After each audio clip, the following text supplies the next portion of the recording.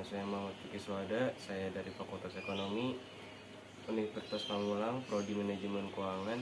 Di sini saya ingin mempresentasikan mengenai strategi perbankan internasional di dalam mata kuliah Manajemen Keuangan Internasional yang saya jalani saat ini.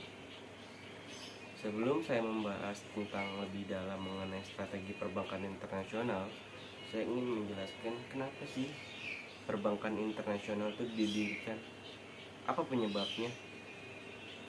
Dalam hal ini, lembaga keuangan tersebut didirikan karena adanya suatu permasalahan masalah yang ingin diatasi untuk membantu negara-negara berkembang dalam mengatasi masalah-masalah keuangan di dalam suatu negaranya. Oleh karena itu, perbankan internasional didirikan untuk mengatasi masalah-masalah tersebut guna memberikan pinjaman yang suku bunga relatif kecil dengan tenor dalam jangka waktu yang panjang. Oleh karena itu, apa sih sebelum didirikannya perbankan internasional itu?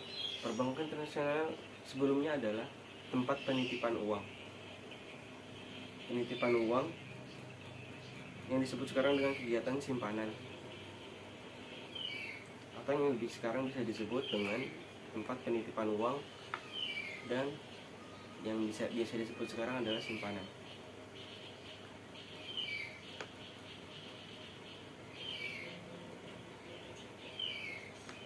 Yang seperti perbankan mengumpulkan uang dari masyarakat yang kemudian kembali dipinjamkan kepada masyarakat di luar.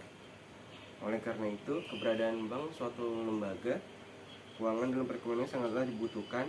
Hal tersebut atas dasar keinginan manusia akan keamanan, kemudahan dalam berinteraksi. Oleh karena itu, bank menyediakan suatu pinjaman untuk disalurkan kepada masyarakat demi keamanan dan kemudahan dalam bertransaksi. Oleh karena itu, pembangunan ekonomi telah banyak memainkan peranan penting, khususnya di dalam membantu pemerintah dalam menciptakan kesejahteraan masyarakat. Untuk lancar dunia perbankan, maka dibutuhkan dana yang cukup besar untuk menunjang dunia perbankan tersebut. Keberhasilan tersebut bersumber dari dana yang dapat di luar negeri maupun di luar negeri. Dana yang dapat di luar, misalnya pinjaman luar negeri. Pinjaman luar negeri contohnya lembaga keuangan internasional, bank-bank asing baik jangka pendek maupun jangka panjang, dan dikenakan suku bunga tertentu. Dalam hal ini, strategi perbankan internasional memberikan suku bunga yang relatif kecil bagi negara yang meminjam kepada bank internasional dengan tenor waktu pinjaman yang cukup lama. Sedangkan dana yang didapat dalam luar negeri berasal dari dana himpun dari masyarakat oleh bank-bank ataupun lembaga-lembaga keuangan lainnya. Oke, jadi dalam dalam mendapatkan modal dari luar itu terdapat klasifikasi untuk mendapatkannya. Contohnya bisa meminjam di dalam bank internasional.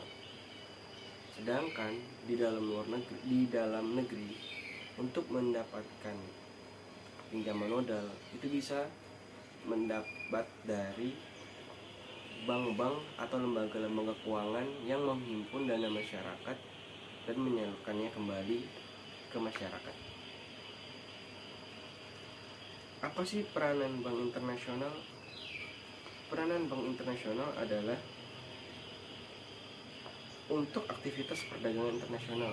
Oleh karena itu, jika suatu negara ingin melakukan perdagangan internasional, itu harus melalui perbankan internasional serta pembangunan nasional pada dunia ekonomi modern saat ini.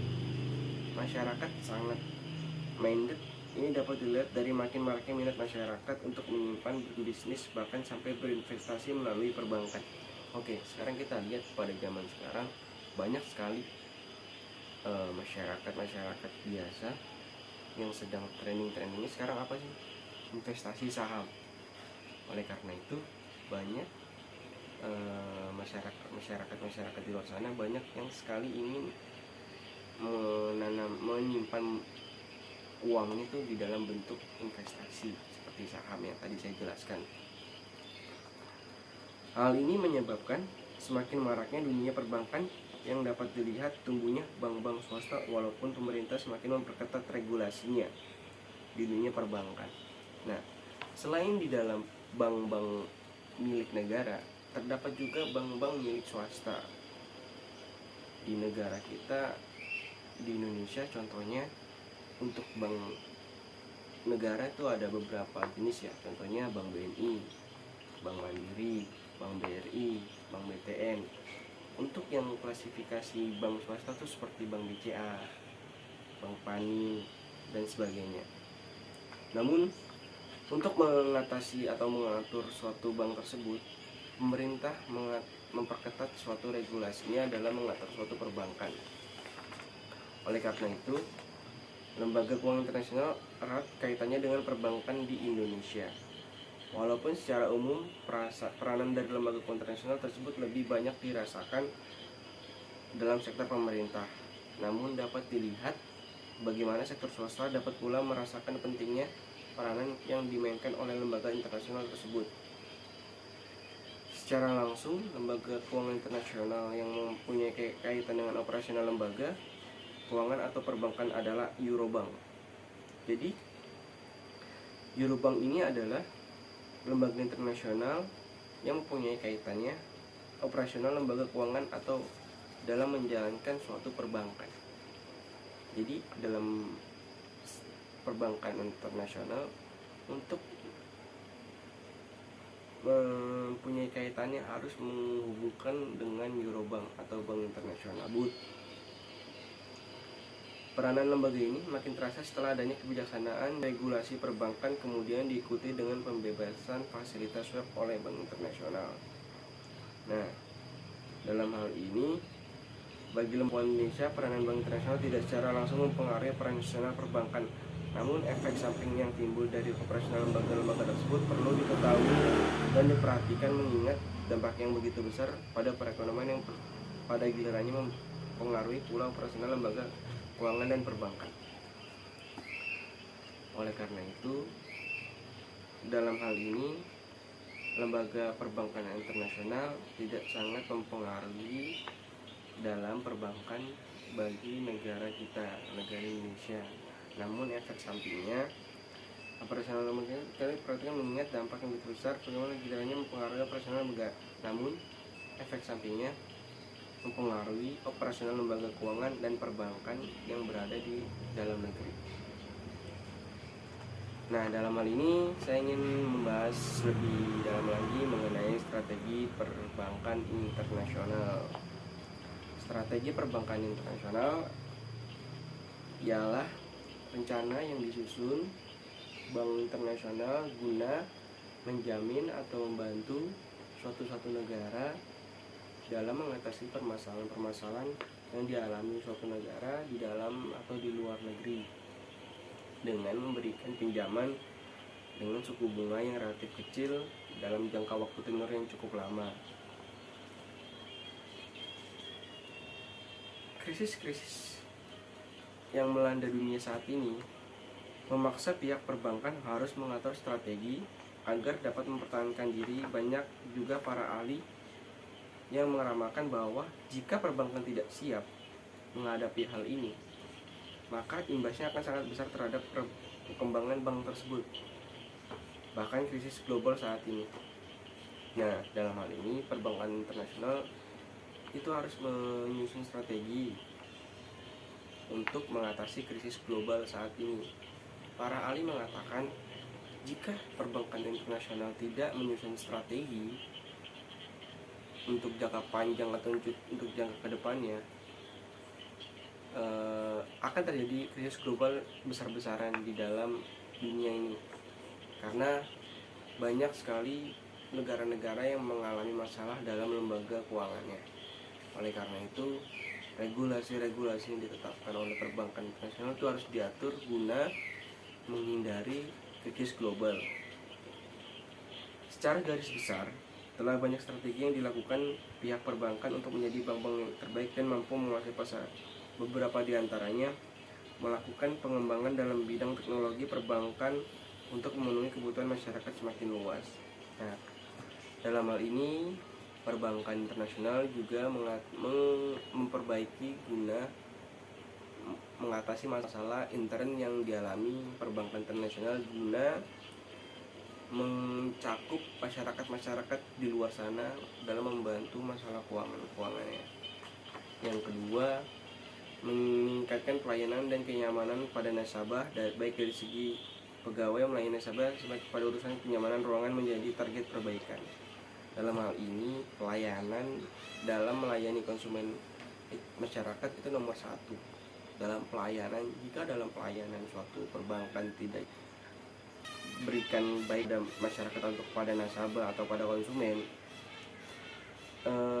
baiknya seperti kita contoh, kita dilayani di bank, kita tidak dilayani, mungkin kita tidak akan menyetor uang kita ke bank tersebut. Kita memberikan pelayanan itu nomor satu. Yang kita lihat itu pelayanan itu nomor satu. Jika pelayanan kita sudah oke, yang kita berikan sudah pada masyarakat, mungkin masyarakat itu akan berpikir kedua kalinya dalam menyetorkan uang tersebut kepada kita. Jadi pelayanan nasabah itu nomor satu. Yang ketiga, menawarkan suku bunga tabungan yang bersaing. Nah, dalam hal ini seperti balik yang tadi, banyak bank-bank di luar sana, banyak lembaga-lembaga keuangan di sana yang memberikan pinjaman kepada nasabah itu relatif kecil lah contohnya. Jadi kita harus pintar-pintar memberikan suku bunga, memberikan gift apa guna untuk menarik pelanggan nasabah. Dalam hal ini kita juga melihat relatif suku bunga apa sih sekarang yang sedang digandrungi atau yang sedang banyak diminati oleh nasabah-nasabah tersebut dalam mengatasi suku bunga di dalam perbankan ini. Membuka kantor cabang unit layanan kantor pembantu, memperbanyak mesin ATM serta penawaran berbagai macam kemudahan bagi calon nasabah. Nah, dalam hal ini penting, jika suatu nasabah sudah menyetorkan modalnya atau uangnya kepada bank tersebut, kita juga harus memberi pelayanan dalam bank untuk mempermudah nasabah dalam mengatasi apa yang dipermasalahkan dalam menyimpan uangnya. Jadi contoh, kita memperbanyak kantor-kantor cabang, memperbanyak kantor-kantor ATM guna mempermudah nasabah dalam menyetorkan atau menarik uangnya. Tidak harus jauh-jauh ke kota A atau kota B untuk menariknya, kan kasihan jadinya nasabahnya.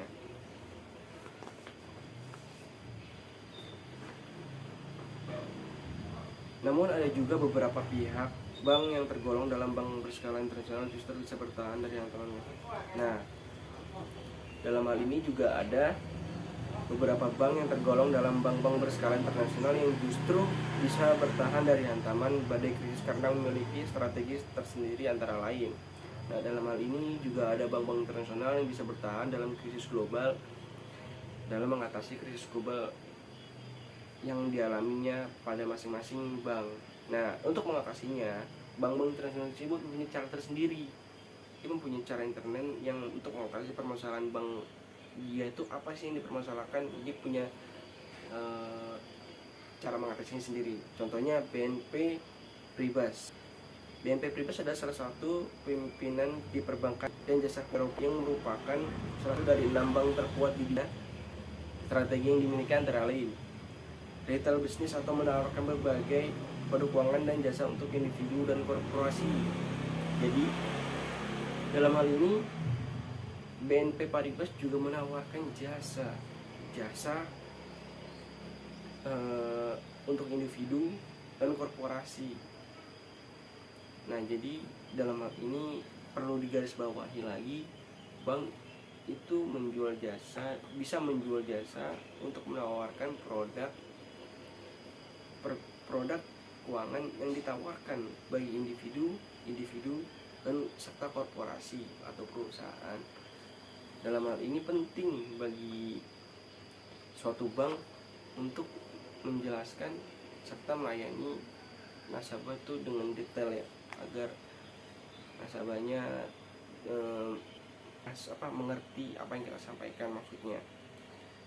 Yang kedua, corporate business dan investasi banking, yaitu menyediakan pembiayaan, penasihat, dan pasar modal. Nah, ini yang tadi saya jelaskan, investasi, penasihat, dan pasar modal. Jadi dalam hal ini banyak masyarakat sekarang tuh ingin menginvestasikannya dana masing-masing atau individu tersebut ingin diinvestasikan kepada bank dalam bentuk saham.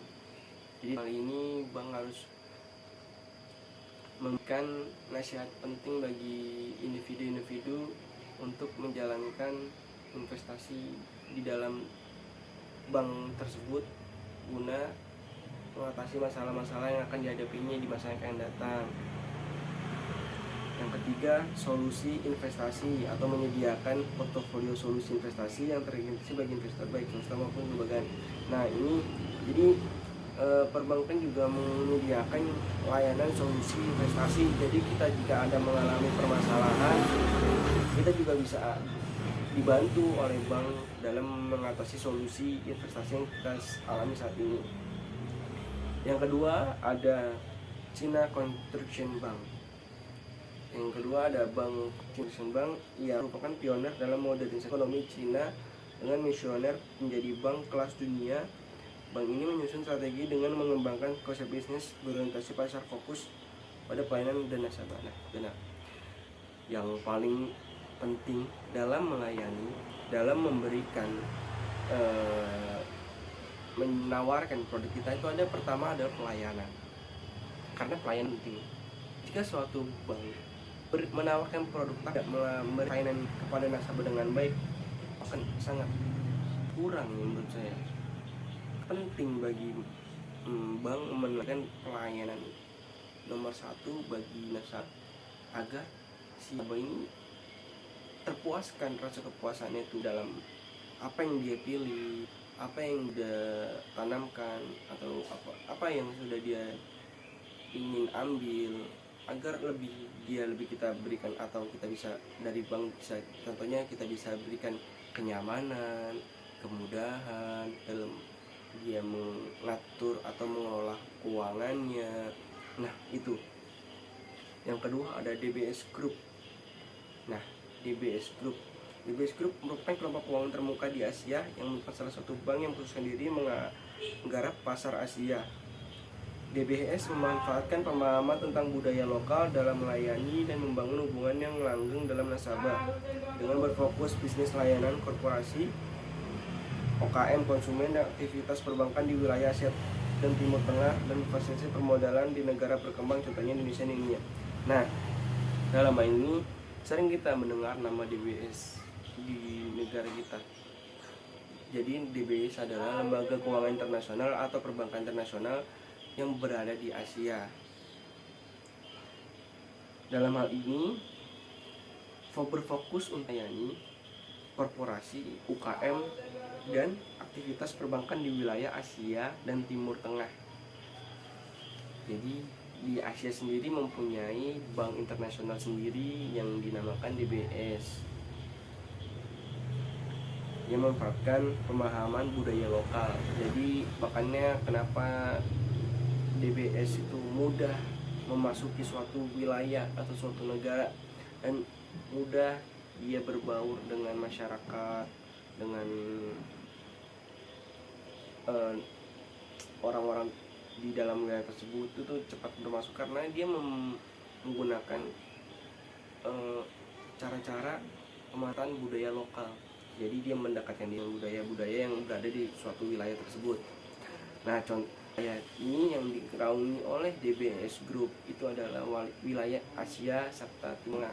Dalam Asia sendiri dia membantu masalah keuangan di negara-negara berkembang. Contohnya negara kita sebelumnya negara berkembang, sekarang menjadi maju karena kita banyak dibantu, mungkin kita banyak dibantu oleh bank-bank internasional berada di wilayah atau bagian-bagian Asia atau Timur dan Timur, contohnya di BS Group. Selain wilayah Indonesia, ada negara-negara lain seperti contohnya India juga kita lihat makin sini juga makin ya kita lihat juga semakin maju ya, karena banyak dibantu oleh bank internasional juga mengalami perkembangan dari masa ke masanya. Nah itulah pokoknya. Yang kedua ada ANS Bank atau bank yang berposisi sebagai salah satu lembaga keuangan terkemuka yang berkomitmen untuk membangun kemitraan secara langgeng dengan pelanggan, pemegang saham, dan masyarakat di 30 negara. Di Australia, ada pusat bisnisnya Anda menjadi super regional bank. Nah, jadi dalam hal ini, bank juga memberikan komitmen atau janji kepada nasabah dalam memberikan investasi sahamnya, pemegang sahamnya, para pemegang saham berkomitmen mereka untuk menjadi bank terkemuka atau bank yang lain yang terkemuka, yang lebih dikenal banyak orang, agar yang pemegang saham di dalam bank tersebut juga aman. Kalau suatu pemegang saham atau suatu berinvestasi pada bank, namun banknya belum terkemuka, kita juga kan pasti akan ragu, pasti akan mikir banknya belum terkenal tapi kita berinvestasi besar-besaran, jadi kita juga ragu untuk memberikan modal atau memberikan uang kepada bank tersebut. Jadi makanya itu di dalam ANS bank tersebut memberikan komitmen kepada pemegang saham di dalam bank tersebut, memberikan komitmen ini memberikan kemajuan atau serta terkemuka agar bank tersebut menjadi regional bank. Yang terakhir ada Commonwealth Bank, adalah merupakan penyedia jasa keuangan terkemuka di Australia, menyediakan jasa keuangan terpadu termasuk bank retail, perbank premium, perbank bisnis, perbank internasional, manajemen dana dan pensiun, asuransi, investasi, dan jasa. Dalam hal ini balik lagi yang seperti tadi saya jelaskan, banyak bank internasional tuh yang mengatasi masalahnya itu menggunakan istilah cara pendekatan jasa pelayanan guna mengatasi masalah yang sedang dihadapi. Dalam hal ini menyediakan jasa keuangan terpadu perbankan kekuatan strategi dalam mengatasi perbankan internasional yang dialami bank tersebut menggunakan jasa-jasa seperti pendekatan. Jadi menurut mereka untuk mengatasi masalah-masalah intern di dalam perusahaan atau perbankan tersebut, ya yang satu pertama ya pelayanan. Kita menjelaskan apa yang terjadi, apa yang kita alami, apa yang sedang kita rasakan kepada nasabah tersebut agar mereka terpuaskan lah rasa ketidaktahuan mereka, agar mereka mendapat kepuasan yang seimbang yang sudah keluarkan untuk bank dalam mengelola keuangannya. Nah, dalam hal ini bank internasional tidak jauh-jauh dalam bank dunia. Bank dunia, apa sih bank dunia? Bank dunia apa sih? Bank dunia adalah sebuah lembaga keuangan internasional yang menyediakan pinjaman kepada negara-negara berkembang untuk program pemberian modal. Tujuannya resmi. Bank Dunia adalah pengurangan kemiskinan, berbeda dengan grup Bank Dunia. Ini terdiri dari lembaga kerja yaitu IBRD dan Internasional untuk Rekonstruksi dan Pembangunan serta IDA atau Asosiasi Pembangunan Internasional. Pengembalian juga dijaga melalui pembayaran sebagai metro negara anggota. Nah, jadi Bank Dunia itu ada karena untuk mengurangkan pinjaman kepada negara berkembang, seperti contohnya negara Indonesia. Dia memberikan pinjaman kepada negara Indonesia yang sebelumnya negara berkembang. Sekarang pada saat ini, sampai saat ini negara Indonesia pun bisa dikatakan negara maju karena sistem pembangunannya sudah merata lah, sudah hampir 70% sampai 80%, 60 sampai 70% sudah Indonesia masyarakat sudah terjamin. Jadi hal ini Bank Dunia itu berbeda dengan bank internasional karena bertujuan untuk pengurangan kemiskinan. Jadi negara-negara yang oleh Bank Dunia itu dia mencakupnya lebih ke negara-negara yang miskin. Contohnya yang kita lihat negara-negara miskin dengan tingkat suku bunganya paling rendah itu Zimbabwe, negara-negara bagian Afrika sana. Masih banyak negara-negara yang tingkat kemiskinannya tuh sangat tinggi. Kalau di Asia sendiri masih ada Timor Leste, negara pecahan yang dari Indonesia. Nah, Bank Dunia tuh gunanya membantu negara-negara seperti itu untuk mengatasi suatu kemiskinannya. Dalam hal ini, Bank Dunia terbagi menjadi dua klasifikasi, yaitu IBRD serta Bank Internasional, dalam bangun rekonstruksi suatu pembangunan suatu negara tersebut yang mengalami masalah-masalah kemiskinan yang berada di suatu negaranya. Oleh karena itu, dalam hal ini di dalam Bank Dunia juga diatur secara regulasinya di dalam oleh negara-negara atau negara-negara yang menjadi anggota bagiannya. Jadi kita tidak bisa langsung meminjam segini untuk negara berkembang. Kita lihat di negara-negara anggota itu mereka juga melihat apakah negara-negara tersebut mampu mengembalikan uang yang kita sudah kasih kepada apa yang kita sudah berikan pinjaman kepada suatu negara ini. Nah, yang selanjutnya peranan, fungsi, dan tujuan Bank Dunia. Fungsi dan tujuan Bank Dunia terfokus adalah membantu penduduk negara miskin dengan tujuan utama meningkatkan kesejahteraan penduduk melalui program-program kesehatan dan pendidikan. Nah, fungsi dan tujuan utama dari Bank Dunia ialah mensejahterakan masyarakat dan melalui program-program kesehatan dan pendidikan. Jadi dalam hal ini Bank Dunia juga tidak terfokus kepada rekonstruksi yang berada di dalam suatu negara berkembang atau yang mengalami masalah-masalah lembaga keuangannya. Melainkan Bank juga membantu memberikan kesejahteraan masyarakat, memberikan pelayanan pada masyarakat dengan memberikan pelayanan kesehatan serta pendidikan yang cukup bagi masyarakat-masyarakat yang membutuhkannya. Oleh karena itu, mengembangkan sosial, pemerintahan, dan membangun inklusi sebagai kunci elemen pengurangan kemiskinan. Menguatkan kemampuan pemerintah untuk memberikan pelayanan berkualitas, efisien, dan transparan, melestarikan lingkungan hidup, mendukung dan mendorong pengembangan sektor bisnis swasta, mendorong berbentuk stabilitas lingkungan ekonomi makro sehingga kondusif untuk investasi berencana jangka panjang. Nah, dalam hal ini Bank Dunia juga melihat mendorong untuk perusahaan-perusahaan swasta, perusahaan-perusahaan yang istilahnya UMKM, mendorong mereka untuk maju guna membantu Bank Dunia untuk mensejahterakan masyarakat yang berada di suatu negara tersebut. Oleh karena itu, Bank Dunia tidak sendiri untuk membangun suatu negara dalam membangun kesejahteraan masyarakatnya, juga mendorong perusahaan-perusahaan swasta atau perusahaan-perusahaan yang dijadikan individu secara individual itu untuk membantu juga Bank Dunia dalam membangun kesejahteraan masyarakat ini. Nah, tujuannya apa sih membentuk Bank Dunia? Tujuannya yang pertama adalah mengadakan kerjasama dengan investor swasta, mengadakan kerjasama investor swasta. Nah, jadi dalam hal ini Bank Dunia juga mempunyai kerjasama antara investor swasta dengan anggota-anggota yang berada di Bank Dunia. Dalam hal ini yang seperti saya bilang, Bank Dunia tidak sendiri dalam mengatasi permasalahan suatu negara, mengatasi krisis ekonomi atau kemiskinan yang di dalam negara tersebut, maka dia juga dibantu oleh perusahaan-perusahaan swasta dalam melakukan kerjasama ini. Yang kedua, membantu membiayai perusahaan swasta tanpa jaminan pemerintah untuk menunjang pembangunan. Nah, dalam hal ini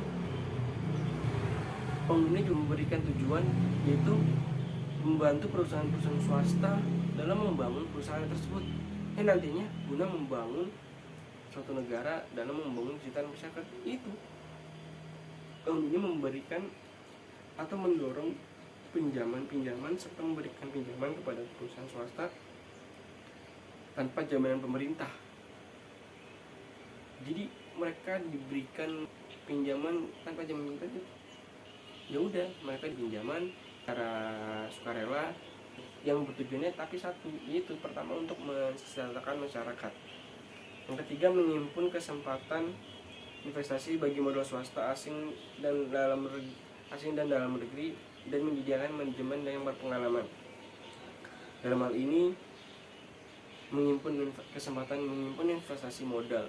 Jadi Bank Dunia menghimpun investasi modal dari perusahaan-perusahaan atau dari luar suatu negara asing maupun luar negeri demi menyediakan manajemen yang berpengalaman. Itu tadi demi untuk mengelola keuangan tersebut yang akan nantinya disalurkan kepada masyarakat atau negara-negara yang sedang dibutuhkan dalam lembaga atau dalam keuangannya dalam mengalami krisis ekonomi yang dialami negara tersebut. Dalam hal ini yang bisa kita ambil apa sih Bank Dunia? Apa sih strategi Bank Internasional? Bank Internasional adalah suatu lembaga keuangan yang bertujuan untuk mengatasi krisis ekonomi, inflasi, atau serta apa yang sedang dialami oleh suatu negara tersebut. Bank Internasional ini gunanya tujuan itu satu, itu untuk membantu dalam mengatasi suatu negara yang mengalami krisis ekonomi dalam keuangannya. Yang pertama yaitu dalam keuangannya. Dalam hal ini Bank Internasional mempunyai strategi, yaitu memberikan pinjaman kepada negara-negara atau yang membutuhkan pinjaman dengan bunga relatif kecil dengan tenor cukup lama. Jadi dia melihat juga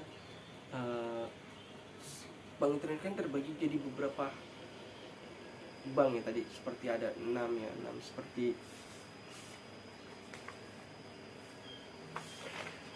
BNP Paribas, China Construction Bank, DPS Group, ANZ Bank, atau Commonwealth Bank. Tergantung wilayah-wilayah yang mereka alami atau sedang mereka jalani pada saat mengalami krisis moneter tersebut. Jadi misalkan dia di Asia, berarti dia ada DPS Group, DPS Bank. Kalau dia di Australia, berarti dia ada ANZ Bank. Ya, jadi kita melihat wilayah-wilayah tergantung mereka dalam peminjaman modal tersebut. Nah, dalam hal ini adanya Bank Dunia yaitu untuk menyediakan atau membantu negara-negara berkembang dalam mensejahterakan masyarakatnya dengan memberikan pelayanan kesehatan. Dalam hal ini Bank Dunia juga melihat di dalam suatu negara yang mengalami krisis keuangan, pasti tingkat yang pertama dilihat itu suku, yang paling terkenal itu yang pertama suku kesehatan. Dalam kesehatan negara berkembang itu relatif kecil dalam melayaninya. Jadi yang pertama kesehatan, yang kedua pendidikan. Jika suatu negara yang mengalami kemiskinan atau krisis moneter, itu pasti tingkat pendidikannya itu rendah. Karena negara-negara maju seperti Amerika, Cina, Jepang, itu pasti tingkat pendidikannya tinggi. Karena apa? Ya, karena mereka negara maju, negara berkembang, yang tidak mengalami krisis moneter seperti negara-negara Zimbabwe, negara-negara Afrika, Timur Tengah, Asia, atau yang mengalami krisis moneter. Itu yang kedua tadi saya bilang, kesehatan serta pendidikan. Oleh karena itu Bank Dunia memberikan pinjaman modal atau membantu negara-negara tersebut dengan menyediakan pelayanan kesehatan serta pendidikan. Dalam hal ini dapat disimpulkan bahwa setiap bank yang termasuk dalam kategori bank berskala internasional memiliki strategi masing-masing. Dalam hal ini Bank luar sana juga memiliki strategi masing dalam mengatasi masalahnya. Mereka mempunyai cara masing-masing dalam mengatasi permasalahan mereka di dalam suatu internal eksternal yang dialami perbankan tersebut, khususnya memenangkan persaingan pasar. Karena di Bank Internasional tidak hanya satu, melainkan terdapat beberapa bank yang melakukan persaingan pasar guna memberikan pelayanan atau mendapatkan nasabah untuk mengelola keuangan yang mereka kelola dalam bank tersebut. Jadi dia memberikan suku bunga atau pelayanan atau jasa atau menawarkan penyediaan solusi investasi saham, yaitu tadi balik tadi guna melakukan atau menghindari atau menyaingi, bukan menyaingi ya, permasalahan dalam persaingan pasar. Mereka melakukan strategi yang menurut mereka masuk untuk bank mereka sendiri. Jadi mereka punya strategi sendiri. Bagaimanapun juga strategi merupakan penentuan langkah-langkah yang seharusnya dilakukan oleh lembaga keuangan dalam mencapai target. Dalam masalah strategi pemasaran bank yang maksimal, maka bank akan lebih mudah mencapai tujuannya.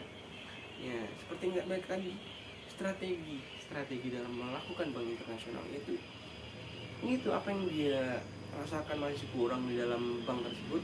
Jadi dia harus memberikan kemajuan, pencapaian guna mencapai satu yaitu visi atau tujuan yang dicapai bank tersebut. Oleh karena itu banyak bank-bank di sana, bank internasional yang banyak sekali melakukan apa sih strategi yang kita capai untuk kedepannya, apa sih guna untuk mendapatkan nasabah, guna mendapatkan modal tambahan investasi yang dilakukan oleh individu luar sana, asing maupun luar, untuk kita mengatasi permasalahan-permasalahan yang ada di dalam internet kita. Nah, karena itu bank-bank atau bank dunia, bank internasional itu memberikan strategi masing-masing. Jadi mereka mempunyai cara tersendiri guna mengatasi masalah-masalah mereka gitu. Jadinya strategi bank internasional yaitu cara peralahan, strategi pemberian jasa pelayanan yang diberi kepada masyarakat, kepada nasabah. Nah, untuk capai tujuan itu kita mendapat nasabah, untuk nasabah menyimpan uangnya kita dan kita kelola kembali dan kita lalu kembali ke masyarakat. Itulah intinya. Jadi strategi ialah cara mengatur atau memberikan cara untuk kita mendapatkan tujuan kita. Ini bahkan akan terjadi permasalahan di negara tersebut. Sekian dari saya, Muhammad Fikri Suhada, kurang lebihnya mohon maaf. Bila taufik walhidayah. Assalamualaikum warahmatullahi wabarakatuh. Saya juga ingin melampirkan ujian UAS saya yang saya sudah print ya. Jadi kurang lebihnya mohon maaf untuk Bapak Ibu yang melihat video saya. Bila taufik walhidayah. Wassalamualaikum warahmatullahi wabarakatuh.